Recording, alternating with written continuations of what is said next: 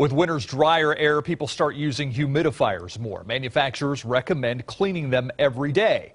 But according to an informal Consumer Reports poll, 1 in 4 people admitted to cleaning their humidifier only once a month or even less.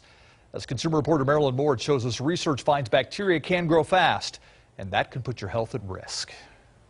You expect your humidifier to add moisture to the air, but if you don't clean it often enough, it could be adding more than that. Well, the dirty humidifier can emit bacteria into the air, and that could be a problem for people with asthma or allergies, and it can cause flu-like symptoms. Many manufacturers make antibacterial claims like produces pure bacteria-free vapors, germ-free mist, and antimicrobial material.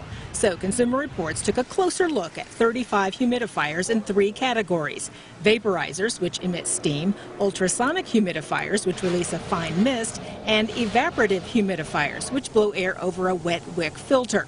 Over 3 days, testers measured the microbial growth in the tanks. In a second test, they added bacteria to each tank and measured whether any bacteria came out of the mist. Humidifiers with antimicrobial claims weren't necessarily any better at preventing bacterial growth or emitted bacteria. What did make a difference in the test was the type of humidifier. All of the ultrasonics and all but 1 of the vaporizers emitted some bacteria. None of the 10 evaporative wick models gave off any bacteria.